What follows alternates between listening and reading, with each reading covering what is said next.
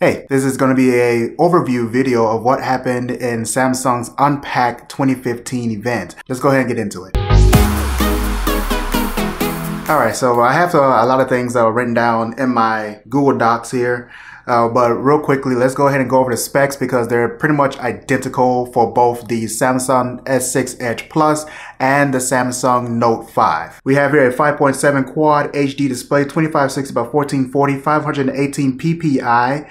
The battery is 3000 milliamp hours. 4 gigs of RAM. Yes, you heard that right. 4 gigs of RAM. And we also have fast wireless charging. Yes, we know that yes, I know we already have wireless charging, but this is fast wireless charging. This is a step ahead by Samsung to improve wireless charging. So both of these phones should be able to charge up to 100% in about 2 hours, which is about an hour less than the norm for wireless charging. We also have rocking the Exynos 7420 octa-core CPU. I believe that's the same one that's in the S6 right now, or a variant of. And for the camera, we still have the 16 megapixel OIS in the rear and 5 megapixels in the front, with an aperture of f1.9 in both front and back. And we also have a added software image stabilization called VDIS. Yes, I got that right. VDIS plus OIS, and they should be running at the same time when you're doing video in order to create even more stable video. Whether that's going to work out that way or not, we have to wait for the review. As far as the storage is concerned, we got 32 and 64 gigs of storage. And for Wi-Fi, we have the usual A, B, G, N, and AC.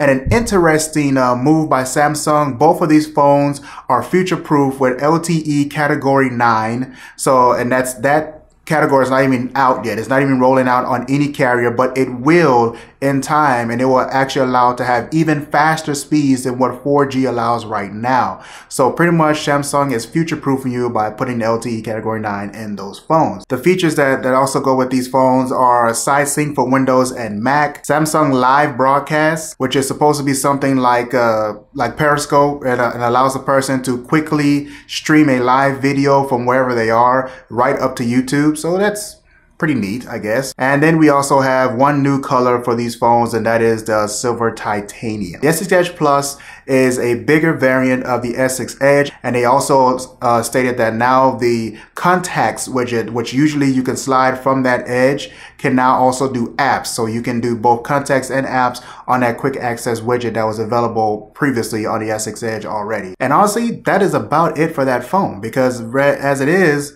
yeah, it looks nice. It has the glass back and all that. Pretty much everything is really the same. It's just a bigger variant of the S6 Edge, and they called it a Plus. That's about it. The Note 5 does not have any curves or edges to them, as some people speculate it might. Instead, we got an improved S Pen. It comes out a little quicker, a little easier.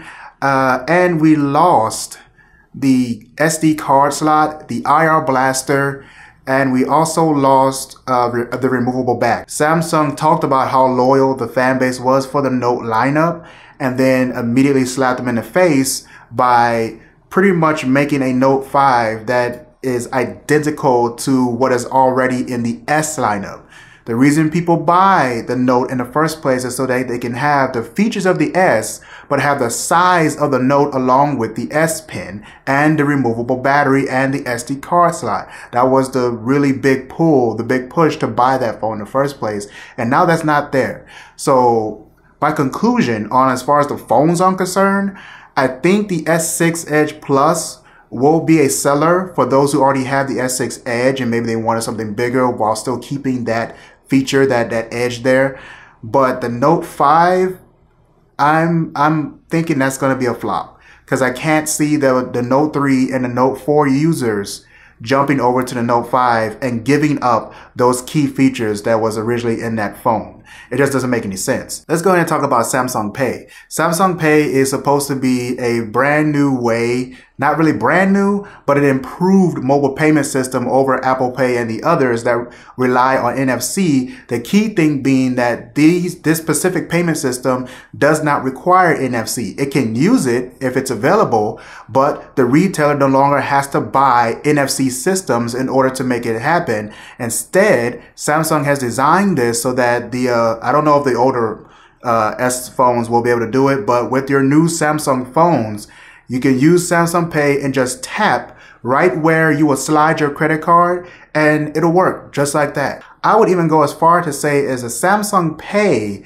and its extra convenience over all the other payment systems that have been announced so thus far is pretty much the biggest news in that event. That is pretty much everything you really need to know about what happened at the event. There were some Bluetooth headphones, there were some other accessories and stuff like that, but it's just a bunch of fluff and you'll figure that stuff out later on. You don't really need me to tell you about that at all, unfortunately.